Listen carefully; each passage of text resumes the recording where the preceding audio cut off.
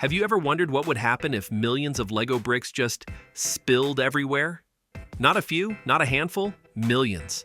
Back in 1997, that actually happened. A warehouse turned into pure chaos. People slipping, bricks everywhere, impossible to clean. And somehow, it got weirder the more they tried to fix it. Today, we're diving into the Great Lego Spill of 1997. Why did it happen? How did they even clean it up? And what does it teach us about a tiny brick causing absolute madness? So make sure you hit the subscribe button and press the bell icon. Trust me, you don't want to miss this one. The storm that started it, all February 13th, 1997. A night most people would never remember. But for the crew of the Tokyo Express, it was unforgettable. And for the world, it was about to get weird. The Tokyo Express was a 200-meter container ship owned by Japan's Nippon Yusen Kaisha.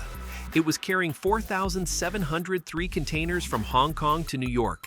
Normal cargo, routine.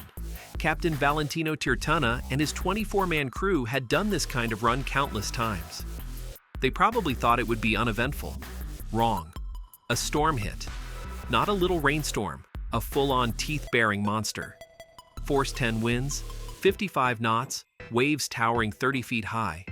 The ship rocked like a toy in a bathtub. Containers started sliding. First 35 degrees, then 50. Alarms screamed. People ran. Panic set in. And 62 containers went overboard. Poof. Gone. One of those containers, container number 44,024, held 4.1 million Lego pieces. Yeah, you heard that right. Dragons, scuba divers, black octopuses, little yellow life rafts, all heading for Toys R Us in America. And just like that, poof, into the ocean. Every shape, every color, every theme disappeared. Captain Tirtana radioed for help. Damage control. The ship limped to port, but the Lego, it didn't.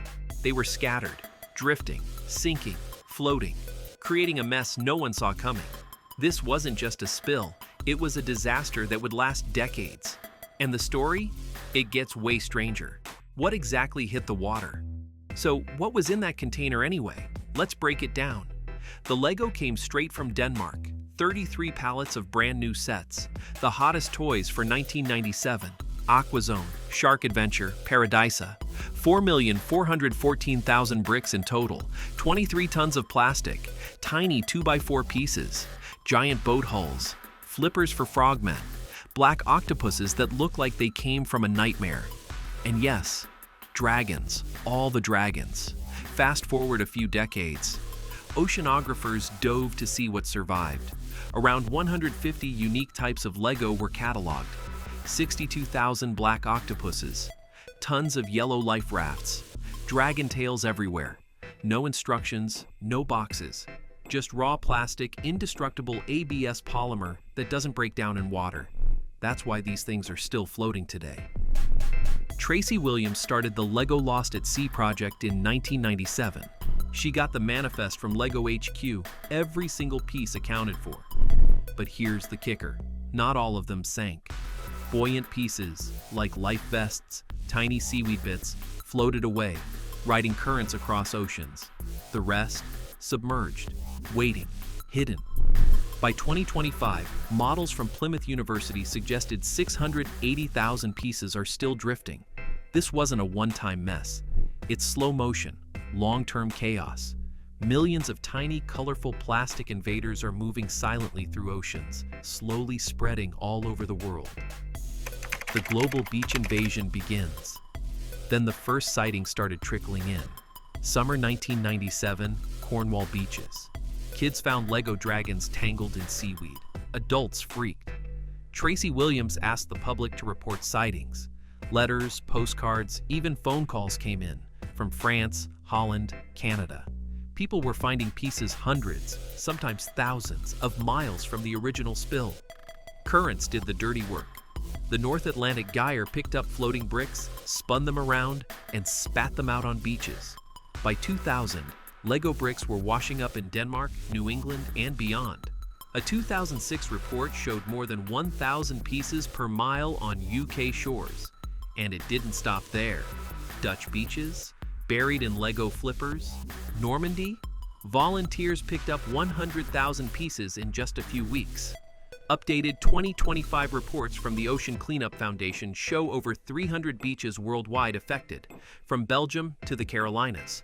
Some collectors, like Francis David Becker, now have over 5,000 pieces in their own LEGO Ocean museums. Cleanups aren't quick fixes. Pieces bury themselves in sand, then resurface years later after storms. In 2023, a storm in Cornwall dug up octopuses from 1997, still shiny, still intact. Scientists estimate it could take 1,200 years for these pieces to fully break down. That toy you played with as a kid? It's basically immortal. And here's the thing, the LEGO didn't just show up in small numbers. Sometimes beaches were literally carpeted with them. Walk 10 steps and you'd see flippers, dragons, tiny life rafts, and octopuses everywhere. Kids would squeal, adults would groan.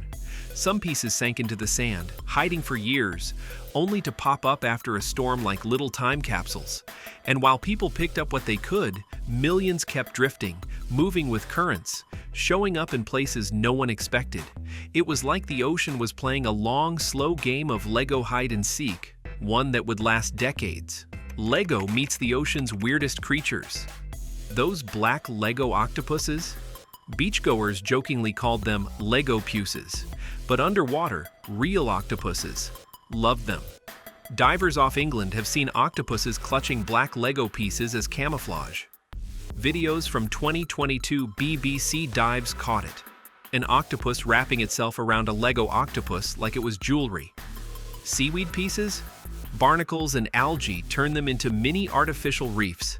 A 2024 Marine Pollution Bulletin study found LEGO bricks hosted 20% more polyps than natural rocks, boosting biodiversity. Fish nibble algae off divers and flippers, mistaking them for food. Weirdly helpful in a way. Not everything is cute. Microplastics break off and enter food chains. 2025 NOAA tests found LEGO fragments in Cornish shellfish. No danger yet, but it's a red flag. LEGO's environment manager, Conrad Wathe, admitted they learned lessons the hard way. Bio-based plastics started in 2023, but the 1997 pieces? Eternal squatters of the ocean. This mix of toy and sea life fascinates people. Citizen scientists log 10,000 plus finds each year on apps like Jellyfish. But beyond beaches, it's a wake-up call. Shipping is risky, plastics don't vanish, and what goes into the ocean comes back in ways we can't always predict. The spill force changes. Before 1997, no one really tracked lost cargo. Now, international shipping rules demand better lashing. Fewer containers go overboard. LEGO changed too. By 2021, they achieved 100% renewable packaging, fund cleanups, and even paid bounties for reported LEGO pieces. Hunts are epic. Annual LEGO hunts in the Netherlands bring in thousands. Kids with sieves, prizes for rare dragons, adults chasing octopuses. Tracy Williams' database hit 30,000 entries by 2025. Her updated book, LEGO Lost at Sea, maps it all. Apps like Marine Debris Tracker log finds globally, but 3.7 million pieces remain missing, sunk or drifting. Drift models predict that more LEGO will hit the US East Coast soon. Climate change speeds it up. Warmer currents move floating pieces faster. One expert quipped, "Every beach is a time capsule waiting to pop." Next time you're on a beach, scan the sand. You might find an octopus or a dragon from 1997. Snap a photo, report it, add it to the hunt.